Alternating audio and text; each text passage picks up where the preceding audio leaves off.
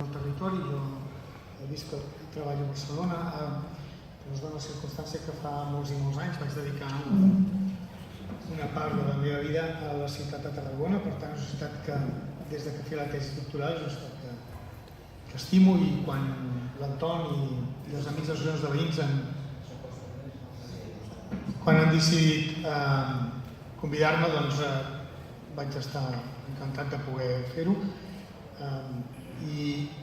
però em va semblar que potser valia la pena que aprofités l'oportunitat per explicar alguna experiència estrangera que ens pugui ser d'interès, alguna experiència europea. N'he triat dues que em sembla que tenen algun punt de connexió amb la pregunta de la reunió d'avui, que és Tarragona on vas, no?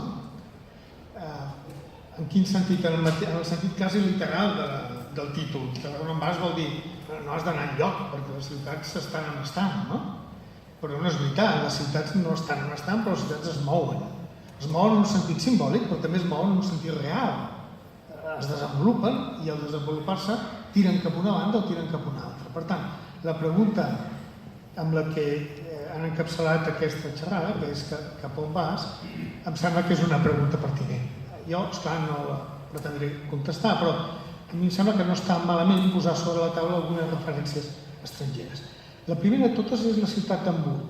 Hamburg és una ciutat que la veuen aquí, en un plano dels recorreguts que fan els ferrocarrils alemanys. Com que estem a Europa, com poden veure, els ferrocarrils alemanys arriben fins a París, i fins a Brussel·les, i fins a Copenhague, i fins a Viena. Però bé, aquí al mig tenim Hamburg, a mig camí de Berlín, de Copenhague i de Colònia, i Déu-n'hi-do per d'Amsterdam. La ciutat d'Hamburg és un estat, i és una ciutat-estat. Alemanya té diverses ciutats, té molt poques ciutats-estat, i té un sistema de lands, com saben vostès, de geometria variable, degut al caràcter històric d'aquesta conformació de la República Federal. Hamburg és una ciutat hanseàtica, és una ciutat amb una gran potència històricament, i que segurament s'expressa d'una manera molt bonica amb aquest plano de les seves muralles. El llac, el riu Elba, en realitat està lluny, està a 100 quilòmetres de la Bocana, però en canvi és un port perquè el riu és navegable. Tan navegable que el port d'Hamburg segurament ha sigut històricament el segon més important d'Europa, o el tercer, amb Anversa i amb Rotterdam, d'acord? Els ports atlàntics. És una ciutat que tenia les activitats industrials sobre el riu, de manera, per tant, que aquesta imatge podia ser bastant còmoda com la ciutat era. I què és el que la ciutat decideix fer a partir de l'any 1990 i pico? La ciutat decideix que en lloc de seguir creixent cap a terra endins, decideix donar la volta i girar-se cap al port. Tot això d'aquí, que veuen en aquesta maqueta, que és com de color blanc i verd, envoltat d'aigua, eren llocs industrials, eren dàrsenes de l'antic port de la ciutat. Que cap aquell any la ciutat decideix, la ciutat i el port, perquè el port també coincideix en dir que aquelles eren instal·lacions que ja no hi eren útils, decideixen posar-se d'acord i dir anem a construir ciutat on abans hi havia el port, on abans hi havia una activitat industrial que podem deixar. Això, aquest era alguns dels diagrames històrics. La ciutat sempre havia crescut cap endintre, lògicament, i havia reservat les àrees industrials. Aquests són planos de Fritz Schumacher, que és un enorme urbanista que va inspirar tota la ciutat en el període de la República de Weimar. És una ciutat magnífica, com us podeu imaginar, amb una Rathaus, amb una ciutat de senat tremenda, un senat tremendo que governa una ciutat fantàstica i rica, una ciutat gran. El segon cas que posaré no és una ciutat gran, però aquesta sí, és una ciutat gran. Però el que m'interessa és dir que més enllà d'aquesta imatge d'un llac, de les antigues muralles, del cor de la ciutat, per cert, reconstruït perquè va quedar fet pols després de la Segona Guerra Europea, doncs aquesta ciutat decideix que això, que és el port, tenien una miqueta de golondrines, veritat, però bàsicament era un port industrial. Tot això d'aquí, amb els seus dipòsits, la ciutat està allà a l'altra banda, i aquí té potser només algunes de les grans magatzems, veritat. Decideix fer un concurs d'arquitectura i finalment fer un projecte de donar la volta a la ciutat cap al port. Vull donar alguns datos de l'operació perquè em semblen importants. Un de gestió que normalment no es coneix, però que m'entendran en seguida. Aquests terrenys de qui eren? Eren de l'autoritat portuària. D'acord? Llavors, l'any 97, el port i la ciutat s'asseuen i diuen val la pena que això sigui futura ciutat, d'acord? I aleshores el port no s'ho acaba de creure. El port és el que ha de cedir els terrenys. No s'ho acaba de creure, ho veu dir? I la ciutat l'any 2000 fa un pla de conjunt, fa això, i diu sí, ho volem fer, i volem instal·lar aquestes coses. I aleshores l'any 2004, per tant han passat 7 anys, finalment el port cedeix els terrenys a la ciutat. Per tant, és la ciutat la que desenvolupa aquests barris, no és el port. La feina del port és una altra.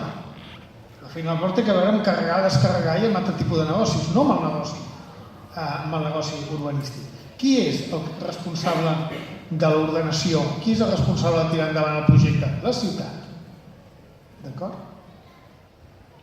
I en aquest cas no entrarem en detalls, ben complicat perquè passa dels cristianodemòcrates als socialdemòcrates, en fi, però hi ha una continuïtat, malgrat els canvis polítics, hi ha una continuïtat en la política.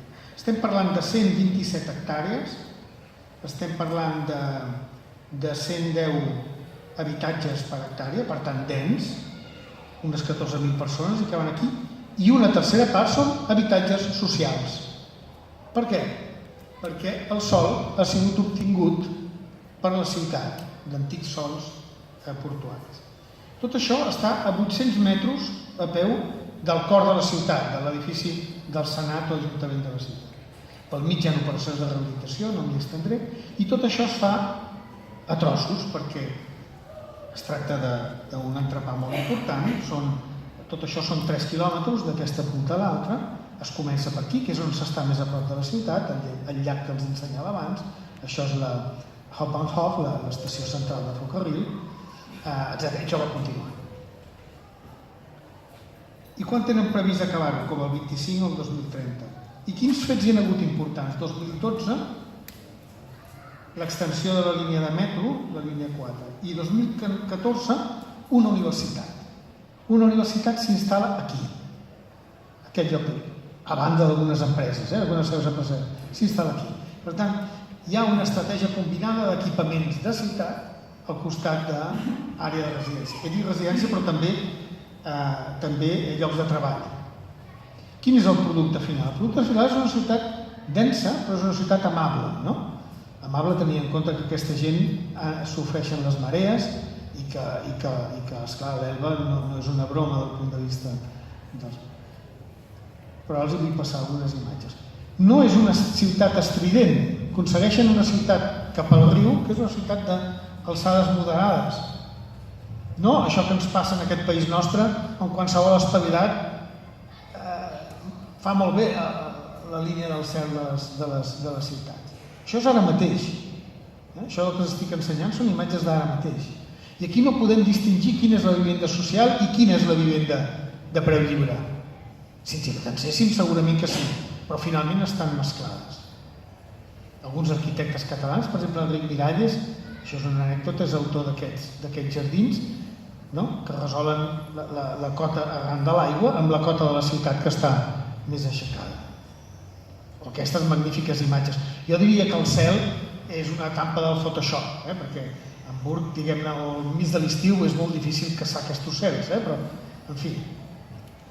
I al fons què hi ha? Al fons hi ha la Filharmònica, que és un edifici que ha sortit a la televisió fa uns escassos mesos perquè és l'edifici emblemàtic d'aquesta operació, que és aquest edifici d'aquí, la nova Filharmònica de la ciutat.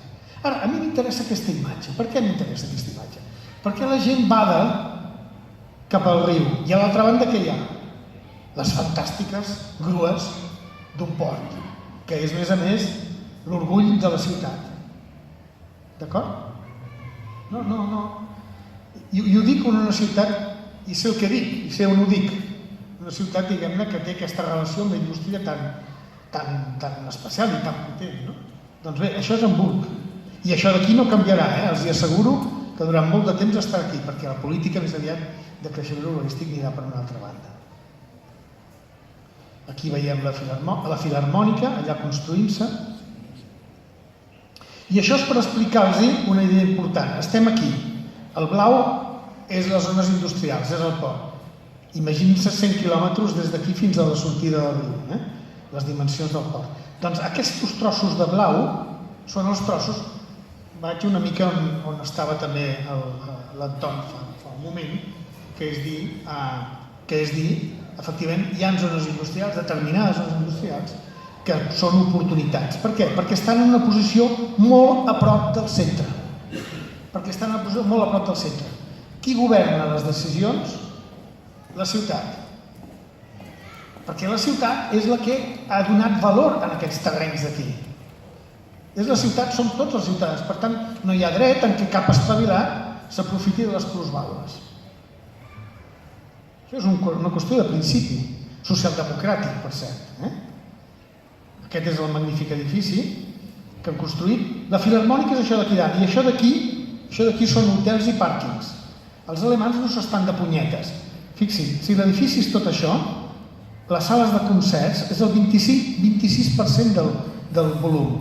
Hi ha un hotel, hi ha apartaments, hi ha aparcaments de cotxes. És a dir, que han fet un mastodonte important, que els ha costat una borrada de diners, estupendo, però al mateix temps que l'han pensat de manera que a darrere d'aquesta imatge no només hi ha una mena de proa, diguem-ne, que salpa cap a l'oceà, sinó que hi ha un negoci molt ben portat per tal que la Filharmònica algun dia sigui rentable. I ara canvio. Això està a menys de 500 quilòmetres de Tarragona. Això és el Les, el riuet d'una ciutat de 170.000 habitants que es diu Montpeller. Montpeller, una de les ciutats més importants de l'Occitania. El que veuen allà és l'Ajuntament de la ciutat, acabat de construir fa molt pocs anys. El que veiem aquí sembla que sigui un estupendo riu. No, això és un tel d'aigua. Un tel d'aigua que els ambientòlegs i els hidràulics han sigut capaços de laminar-la tant que ens dona aquesta sensació d'un fantàstic riu. Més enllà hi ha un parc i hi ha uns edificis d'habitatges d'arquitecte. I això una facultat, al costat del riu que fa els seus meandres. Un riu que de tant en tant dona sorpreses, per tant té aquestes figures. Tot això té a veure amb una ciutat que porta més de 40 anys movent-se. Tarragona que com vas? Movent-se. Movent-se vol dir que la ciutat estava allà, la ciutat històrica, i a través d'una sèrie d'operacions arriba fins al riu i després gira el riu i construeix nous barris sobre el riu. Tot això és l'obra d'una ciutat on a davant hi ha tingut un alcalde, en aquest cas sí, aquests alcaldes francesos eterns, que Georges Frege. I Georges Frege és el que va tenir aquesta idea de dir la ciutat se'n va cap al mar. La ciutat està allà, se'n podia anar cap a tot arreu. De fet, se n'havia anat cap a tot arreu. De fet, la ciutat se'n va cap a tot arreu, les ciutats creixen cap a tot arreu. La Budellera segurament acabarà ocupant usos urbans, per què no? Però va dir alguna cosa molt important. La ciutat densa, la ciutat que pesa, emprèn la direcció del mar. I això vol dir arribar fins aquí. Això, per cert, és una ordenació de Ricard de Bofill. I a partir d'aquí pren el riu, d'acord? I construeix. I després se'n va, això ja no, i després se'n va amb una avinguda cap al mar per Pérol, per la part del nord. Una avinguda amb els seus edificis d'oficines, residencials, etc. Novament un urbanisme esplèndid amb unes alçades mitges que permet àtics, sobreàtics, pisos intermedis, comerços en planta baixa, lligat en el centre. Lligat en el centre de la ciutat, produint aquest creixement. Aquí, en aquest procés, és quan la ciutat decideix. No només és veritat que la ciutat se n'anirà cap al mar, sinó que l'Ajuntament es trasllada, i l'edifici de l'Ajuntament es trasllada en aquesta posició, que és aquella primera imatge que els he ensenyat. D'acord? L'Ajuntament de la ciutat es trasllada en un lloc excèntric, per entendre's com si s'instal·lés en els llocs de l'antiga Camsi. Imaginem-se que l'Ajuntament de Tarragona o que el govern metropolità de Tarragona, perquè el de França és més complicat, doncs ho fa d'aquesta manera. Ho dic només per donar algunes referències. I ara aquí vull explicar alguna cosa sobre això de la ZAC, Zone d'Aménagement Concertat. Què vol dir això? Això és un instrument de la llei francesa que permet que un cop una ciutat decideix prendre una determinada decisió, l'administració pública expropiï aquests sòls a preu rústic i sobre ells desenvolupi tot el procés d'urbanització i de creació, per tant, de solars urbans que després subhasta, òbviament, en els constructors. La política urbanística, per tant, en les zones prioritàries pot ser una política enterament pública, on es controlen les plusvàlues inicials de sòl rústic a sòl urbà. D'acord? Això és una política que succeeix aquí, al país del costat. No és una política de la Unió Soviètica. No és una política que s'estén a tot el territori. No es tracta que l'Ajuntament vagi expropiant el que li dóna la gana. Es tracta de dir que tan important és de vegades expropiar un sòl per fer una autopista, per fer un canal, per fer créixer una àrea portuària, com per fer créixer una ciutat. El creixement del cor de la ciutat pot ser una decisió on el mecanisme de l'expropiació pot ser un mecanisme legítim. Ara, Anton, era només per apuntar alguna més. En aquests sistemes estem acostumats a dir la cooperació és el sistema de la intervenció pública més gran. No, n'hi ha un altre, que és el més important de tots, que és dir, aquest sòl ha passat a tenir un valor que no tenia, no perquè vostè hagi plantat cols, no perquè vostè hagi estat entretenint els gossos, sinó simplement perquè la ciutat ha arribat fins aquí. Per tant, això té sentit que sigui sòl públic. Millor dit, té sentit que sigui la iniciativa pública la que desenvolupa el procés. Òbviament, tampoc cal grans quantitats econòmiques, perquè si fem números, tots sabem que expropiant a preu rústic, afegint-hi els costos de gestió, els costos d'urbanització i subhastant les parcel·les resultants, el resultat per l'Ajuntament, té que ser molt burro, un Ajuntament, és un resultat esplèndid. Per tant, una administració pública dels processos d'urbanització que us estic explicant, que són processos francesos, insisteixo, no ha de sentir-se precisament en perill de desmuntar els seus números. Òbviament això permet fer polítiques socials, fer polítiques de barreja social. Imaginar, com succeeix també a Montpellier, que sobre aquestes àrees es desenvolupen. Bé, jo ara voldria dir, i són els meus últims 2 minuts, voldria dir què té a veure això amb Tarragona. Té a veure amb alguna que em sembla que és important. Tarragona és una ciutat que s'ha mogut, és una ciutat que té el seu centre a la Rambla, que després el té a la magnífica plaça Imperial Tàrraco, on hi ha el governador civil, està clar, però amb un magnífic edifici, com tots sabem, però finalment un lloc estupendo. Tarragona és una ciutat que als anys 50 implanta una universitat a aquesta distància, només per recordar la laboral, i l'implanta cap a Ponent, mentre que cap a l'Orient què fa? La ciutat residencial. Per tant, que cap davant de la platja llarga hi hagi la ciutat residencial, que en la direcció de Torredembarra és residencial, té a veure amb certa idea de les vocacions del territori. Això són qüestions que ara no parlem, però que algun dia podríem parlar. I aquestes em semblen vocacions molt profundes. Avinguda de Roma és una magnífica promesa de prosseguir aquest procés a la ciutat. Però, en canvi, la ciutat es troba aquesta situació dels barris sobre la 340, veritat, Torreforta, Can Pla, etc., els quals estan realment a l'altra banda. El Pla Cantallops, que explicava abans l'Anton, efectivament ens explica el final de la Rambla. Diu, la Rambla, després d'Imperial Tàrraco, pot tenir alguns desenvolupaments més. És un pla, però, que s'interessa molt per connectar Sant Pere i Sant Pau amb la ciutat, d'acord? Però fixeu-vos que és un pla que deixa absolutament erm, convertit en un nus d'autopistes, la relació entre els barris de Ponent i la ciutat. Per tant, aquesta és una assignatura pendent de la ciutat de Tarragona. Aquesta assignatura, Madrid la va tenir el dia que Tierno Galván va arribar al primer Ajuntament democràtic.